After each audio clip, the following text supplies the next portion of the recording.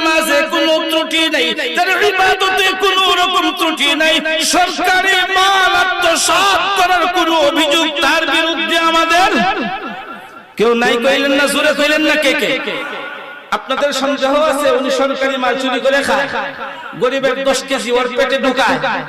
হ্যাঁ, বরং এলাকার জনগণই না নাম দেয় আমাদের গভর্নর সরকারি মাল খাওয়ার যোগ্য ব্যক্তি। আল্লাহু আকবার, আল্লাহু আকবার। আমাদের নেতার ব্যাপারে, ইবাদতের ব্যাপারে, আকীদার ব্যাপারে, আমলের ব্যাপারে, ইনসাফের ব্যাপারে, ন্যায় নীতির ব্যাপারে কোন রকম অভিযোগ নাই। তারপরেও আমাদের তার ব্যাপারে কয়েকটা অভিযোগ আছে। কয় কি অভিযোগ? কই এই ভালো মানুষটা সকালে সময় মতো অফিসে আসে না, প্রত্যেকদিন 1-1.5 ঘন্টা দেরি কইরা আসে। কই তাই নাকি? আর কি অভিযোগ? কই 2 নম্বর অভিযোগ, রাতের বেলায় কারো সঙ্গে সাক্ষাৎ করে না। জানতে চাই শুধু কি জনগণের অসুবিধা দিনের বেলায় হয় না রাত্রেও হয়? কই দিনে রাত্রে উভয় সময় হতে পারে। কই যত চেষ্টাই করি না কেন আপনার ভক্ত নবীর ছাত্র আমাদেরকে রাত্রি বেলায় কোনদিন দেখা দেন না। আর কি অভিযোগ আছে তোমাদের? আরেকটা অভিযোগ হলো মাসে একদিন হঠাৎ করে তিনি অফিসে আসেন না, রাতে তো আসেনই না, দিনের বেলাও আসেন না। আর কি তোমাদের অভিযোগ? কয় মাঝে মধ্যে হুঁশ হারায়া জমিনের মধ্যে বেহুশ হয়ে পড়ে যায়। আমরা জানতে চাই তিনি কেন 1 ঘন্টা বিলম্ব করে সরকারি কাজের মধ্যে আসেন? কথা বলেন ঠিক কিনা? আসেন আসেন আসেন। কত ডাক্তার সরকারি ডাক্তার হইছে, শুধু যায়া হাসপাতালে সিগনেচার করে, এরপরে ফার্মেসি গুলোর দিকে ভাগে, প্রাইভেট ক্লিনিক গুলোর দিকে ভাগে, ওই জায়গার মধ্যে যায়া কষায় মতো রোগীগুলারে জবাই করে। কথা বলেন ঠিক কিনা? এই জন্য অভিযোগ উত্থাপিত হলো, কেন আমাদের নেতা প্রতিদিন 1-1.5 ঘন্টা বিলম্ব করে অফিসে আসেন? আমরা জানতে চাই। কই ঠিক আছে, অভিযোগ উত্থাপন করেছ, সামনে সামনে সাঈদকে জবাব দিতে হবে। যদি এর উপযুক্ত জবাব সাঈদ দিতে না পারে, যেহেতু উমরের দরবারে বিচার চলে আসছে, কোরআন এবং সুন্নাহ অনুযায়ী যা বিচার করতে হয় আমি তাই বিচার করব। কারণ উমরের আদালতে বিচার চলে আসার পর শিথিল করার কোনো সুযোগ নাই, বরং যতটুকু বিচারে অপরাধী হবে ততটুকুই ন্যায্য বিচার করা হবে। কথা বলেন ঠিক কিনা? এটা তো ফারুক আযম, যার চক্রাঙ্গন দেখলে বাতিল প্রস্রাব করে দিত। কথা বলেন ঠিক কিনা? সাঈদ ইবনে আমার আল-জুমাহি রাদিয়াল্লাহু তাআলা আনহু কে ডাক দেওয়া হলো। দৌড়ে আইছেন, দৌড়ায়া ফারুক আযম চলে আসছেন। দৌড়ে এসে সালাম দিলেন, মুসাফা মুআনাকা যা করার দরকার সব করলেন। এবারে বলেন সাঈদ তুমি একটু আলাদা দাঁড়াও, তোমার এলাকার জনগণ তোমার বিরুদ্ধে 4টা মামলা উত্থাপন করেছে, মামলাগুলোর জবাব তোমাকে দিতে হবে। সাঈদ ইবনে আমর রাদিয়াল্লাহু তাআলা আনহু রেডি হয়ে গেলেন। হ্যাঁ হ্যাঁ আমিরুল মুমিনিন, আমিও চাই আমার বিরুদ্ধে যত প্রকার মামলা আছে মামলার শাস্তিগুলো দুনিয়ার জমিনে হয়ে যাক, আখিরাতের আদালতে যেন আমি মামলা মুক্ত থাকতে পারি। আমার বিচার জলদি করে করুন, দুনিয়ার জমিনের মধ্যে যত প্রকার শাস্তি হওয়া দরকার হয়ে যাক, আল্লাহর আদালতে আসামি হইতে চাই না। কথা বলেন ঠিক কিনা? আমাদেরও তো এমনটাই তো হওয়া দরকার ছিল। ক্ষেতের কর্ম একটু কম হোক, ব্যবসা আমার অল্প হোক, আমার অন্যান্য ইনকাম অল্প হোক, আমি আগে মসজিদে যাই, আমি আগে মুসল্লার মধ্যে দাঁড়ায় যাই, ক্ষতি হয় দুনিয়াতে হোক আখিরাতে না হোক। কথা বলেন না? কারণ আমরা কি আখিরাতের ক্ষতি চাই? এটা মুখেও কই না, আরে কইলেও তো হয়। আমরা কি আখিরাতের ক্ষতি, আখিরাতের ত্রুটি চাই? ফারুক আযম একদিন আবু বকর সিদ্দিক রাদিয়াল্লাহু কে ডাক দিলেন, গল্প করতেছেন। ভাই আমার কথা বুঝলে কথা বলবো, আর যদি না বুঝেন ছাইরা দিন। কথা বুঝতেছেন তো? ডাক দিলেন, দুই ভাই গপ্প করে, বড় ভাই আবু বকর, ছোট ভাই ওমর। কো ভাই আপনার কাছে একটা জিনিস চাই। কি চাও ওমর? দিবেন নি কোন? আগে বইলে নাও, পরে যদি এটা আমার উপর দেওয়া মুশকিল হয়ে যায়, আগে বলো কি চাও। সুবহানাল্লাহ কইবেন না? তার মানে কি আবু বকর বোকা না, চালাক, কিন্তু তিনি অত্যন্ত উত্তেজিত না, নরম মানুষ। আগে বলো। আপনার জীবনে অনেক নেকি আছে, আমি ওমরের জীবনেও কিছু কিছু নেকি আছে, হালকা পাতলা নেকি আমার জীবনেও আছে। ওমরের জীবনে কি হালকা নেকি না অনেক নেকি? কি পরিমাণ নেকি কেউ বলতে পারবেন? আম্মা জান আয়েশা কে নিয়ে চাটের ঘরের মধ্যে শুয়ে রইছেন। আম্মা জান আয়েশা আকাশের দিকে তাকায় লাখো লাখো তারার মিটি মিটি দেখতে লাগলেন। এমন সময় রাসূল সাল্লাল্লাহু আলাইহি ওয়াসাল্লামের সঙ্গে কথা বলতে লাগলেন। প্রশ্ন আসলো, আকাশের তারকা যত পরিমাণ হবে এই উম্মতের নেকি কেউ আসেনি এই পরিমাণ হবে। আম্মা জান প্রশ্ন করলেন, রাসূলগণ আকাশে যে লাখো কোটি তারকা আছে, তারকা সম পরিমাণ মানে অনেক নেকি, তারকা সম পরিমাণ মানে কি? ছাত্র ভাইরা একটু উত্তর দেন না। অনেক নেকি এখানে উদ্দেশ্য, অনেক নেকি, এই পরিমাণ নেকি কারো আছে? রাসূল বললেন হ্যাঁ হ্যাঁ আয়েশা আছে। আম্মা জান আয়েশা বড় মনে মনে খুশি। এখন রাসূলকে জিজ্ঞেস করব লোকটা কে? রাসূল তো আমার বাবার নামটাই বলবে, কথা বলেন ঠিক কি না? জিজ্ঞেস করলেন, রাসূল গো জানতে বড় মনে চায় এমন মহিয়ান ব্যক্তিকে, এমন মাকবুল ব্যক্তিকে যে এতগুলো তারকা পরিমাণ অর্থাৎ কাসির তাদাদ এত পরিমাণ নেকি অর্জন করতে পেরেছে। রাসূলুল্লাহ সাল্লাল্লাহু আলাইহি ওয়াসাল্লাম জবাব দেন, আয়েশা সে অন্য কেউ নয়, আমার ওমর। কে কে কে? ওমর। ওমর। আম্মা জানের মনটা খারাপ হয়ে যাওয়ার কথা না? কথা কয় না। বাবার নামটা না খাওয়ায় মেয়ের মনটা একটু ছোট হবে না? আমাদের সামনের কথাগুলো শুনেন, তাহলে আপনার মনও ভালো হয়ে যাবে, আম্মা জানের মন তো আরো আগেই ভালো হয়ে গেছে। এই যে উমরের পুঁজি কি পরিমাণ, অল্প নাকি না অনেক নাকি? তাও আয়েশা কয়, ভাই আবু বকর আমার জীবনে তো তেমন কিছু নাই, ভাঙ্গা ছোড়া কিছু ইবাদত আছে, আমার জীবনের সবগুলো আমল ইবাদত নেকি আপনি লয়া যান। আমি নিয়ে যাবো, নিয়ে যাবো, বিনিময়ে তোমরা কি দিতে হইবে? আপনার হিজরতের কয়েকটা রাত, হিজরতের কিন্তু এক রাত না, আরে গুহার ভিতরেই তো ছিলেন 3 দিন। কথা কয় না? গুহার ভিতরেই তো রাসূল এবং আবু বকর কয়দিন ছিলেন? তাহলে 3 দিনও হিজরতের রাত। আর মক্কা থেকে শুরু করে মদিনায় পর্যন্ত যাওয়ার বিশুদ্ধ বর্ণনায় 9 থেকে 21 দিন বা রাত লেগেছে। এই 9 থেকে 21 সবগুলোই হলো হিজরতের দিন রাত। কথা কয় না? জি, সিরাতে খাতামুল আম্বিয়া ওয়ালারা এই হিজরতের রাত একটা না, বরং হিজরতের রাত মক্কা থেকে মদিনা পর্যন্ত পৌঁছাইতে যে কয়টা রাত লাগছে সবগুলো হিজরতের রাত। এক রাত রাসূল সফর করেন নাই, বরং 3 দিন তো পাহাড়ের গুহার মধ্যেই আত্মগোপনে ছিলেন। কাসেম নানুতুবিকে ইংরেজ বেনিয়ারা যখন ক্রস ফায়ারের অনুমতি দিয়ে দিল, কাসেম নানুতুবিকে যেখানে পাবা সেখানে মৃত্যুদণ্ড কার্যকর করতে হবে। যুগের উলামায়ে ইকরাম অনুরোধ করেন, কাসেম আপনি হলেন এই উপমহাদেশের মুসলমানদের আধ্যাত্মিক রাহবার, সম্মুখপানের রাহবার।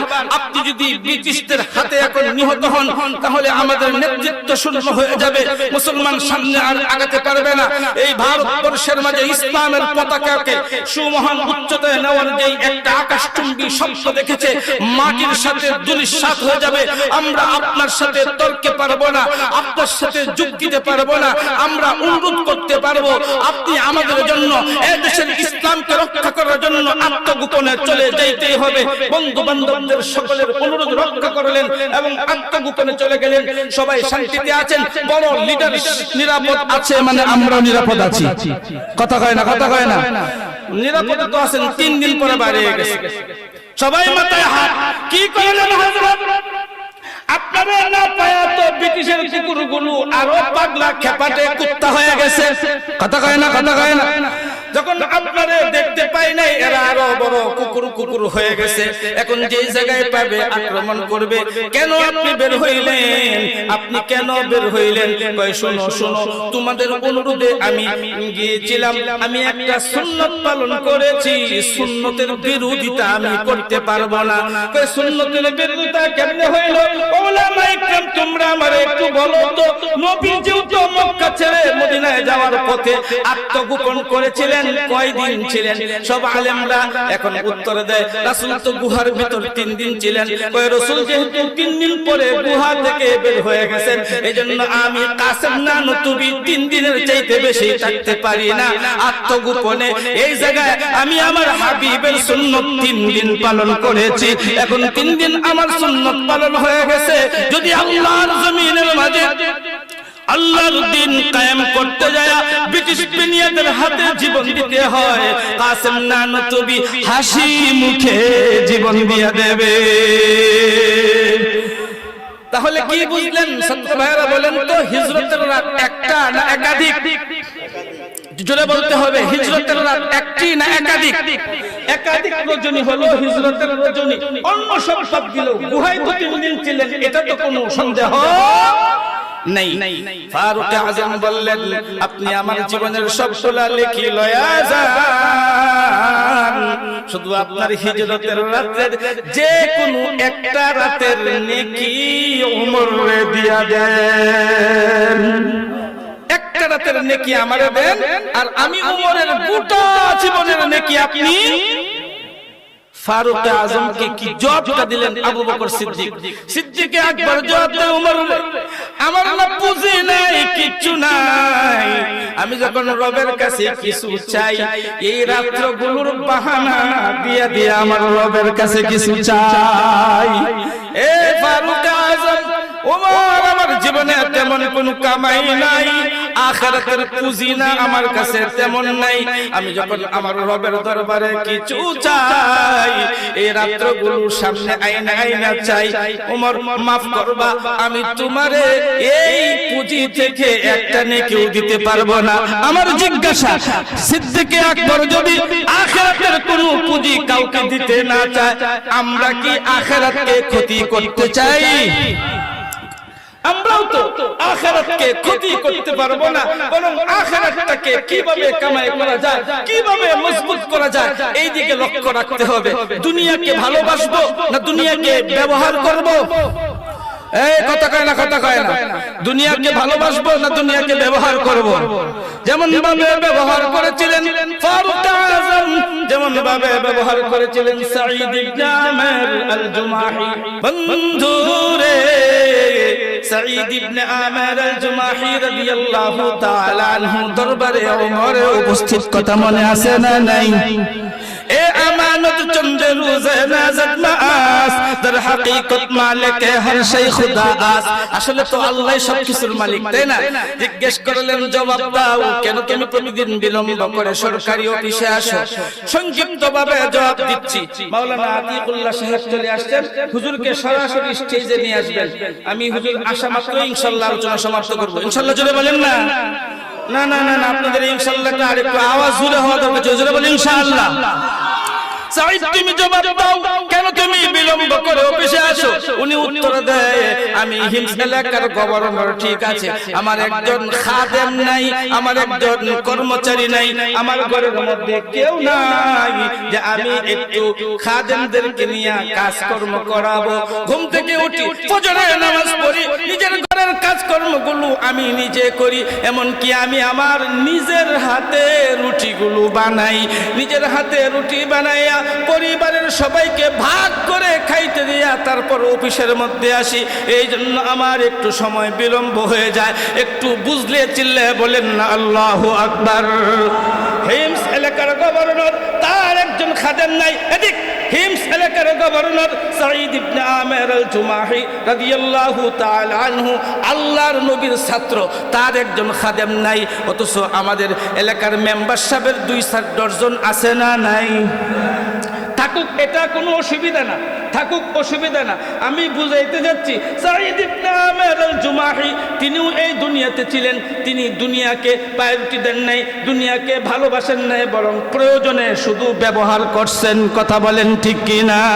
ও ওমর, আমার একজন খাদেম নাই, একজন দাসী নাই, একজন কাজের লোক নাই, যে কারণে নিজের রুটি নিজে বানাই, নিজের পরিবারকে নিজে রুটি খাওয়াই, এই জন্য অফিসে আসতে দেরি হয়ে যায়। আপনাদের কাছে এই বিচারটা দিলাম। বলেন তো এবার সাঈদ ইবনে আমেরের কোনো বিচার আপনারা করতে পারবেন?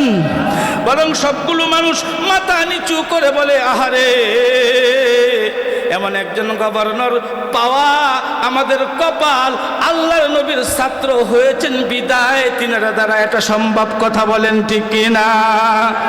দ্বিতীয় মামলা, তুমি নাকি রাতের বেলায় দেখা করো না কেন? হযরত, আমি 24 ঘন্টাকে 2 ভাগে ভাগ করছি, একটার নাম দিন আর একটার নাম, আমি দিনটাকে দুনিয়াবি কাজের জন্য ছেড়ে দিয়েছি, রাতটাকে আমার আল্লাহর জন্য ছেড়ে দিয়েছি। আমি দিনের বেলায় দুনিয়ার কাজকামগুলো করি, রাতটা আমি আমার রবকে দান করে দিয়েছি। এই জন্য রাতে শুধু রব রব রব রব বলে ডাকি, দুনিয়ার কারো সঙ্গে আমি সাক্ষাৎ করি না। কই তাহলে তুমি মাসে একদিন অফিসে আসো না, এর কি জবাব দেবে? এবার তিনি জবাব দেন, কয় আমি এই যে জামা দেখতেছেন, আমার একটা মাত্র জামা, এই জামাটাই পরে আসি। আমি একটা নির্ধারিত দিনে জামাগুলো ধুইতে দেই, খাসতে দেই। আমার যেহেতু বিকল্প কোনো জামা নাই, কি পরে অফিসে আসব, এই জন্য আমি অফিসে আসতে পারি না। আমাদের নাতি পুতির কয় ড্রেস জামা আছে গনার দরকার একটা লোকের। কথা বলেন ঠিক কিনা? আমাদের কতগুলো পোশাক আছে না গনে বলা সম্ভব নয়। কয় মাঝে মধ্যে তুমি নাকি বেহুশ হয়ে যাও। তিনি একজন সাহাবীর নাম বললেন, তিনি আমার সামনেই আল্লাহর জমিনে আল্লাহর দিন প্রতিষ্ঠার জন্য জীবন দিয়েছিলেন। সেই দিন আমি মুসলমান ছিলাম না, ইসলাম গ্রহণ করতে পারি নাই। আমার একজন দিনী ভাই আমার সামনে শাহাদত বরণ করেছিলেন। এই মর্মান্তিক কথা যখনই আমার মনে পড়ে, তখন আমার অনুভূতি ঠিক থাকে না, জমিনের মধ্যে পড়ে যায়। বন্ধুরে, বলতেছিলাম, বাল তুসিরুনাল হায়াতাদ দুনিয়া, মালিক বলেন তোমরা দুনিয়াকে প্রাধান্য দিয়ে থাকো, অথচ ওয়াল আখিরাতু খায়রুম ওয়া আবকা, আখিরাতটা স্থায়ী, আখিরাতটাকে প্রাধান্য দেওয়া দরকার। অতএব আমরা দুনিয়াকে ব্যবহার করব প্রয়োজনে, দুনিয়াকে অন্তরে জায়গা দেব না। পারবো না ইনশাআল্লাহ। আল্লাহ রাব্বুল আলামিন আমাদের সকলকে দুনিয়ার জীবনে দুনিয়াটাকে বুঝে শুধু প্রয়োজনে ব্যবহার করে আখিরাতের পুঁজিগুলো সঞ্চয় করে আখিরাতমুখী রওনা দেওয়ার তৌফিক দান করুন। আমিন। ওয়া আখিরু দাওয়ানা আনিল হামদুলিল্লাহি রাব্বিল আলামিন। আসসালামু আলাইকুম ওয়া রাহমাতুল্লাহ।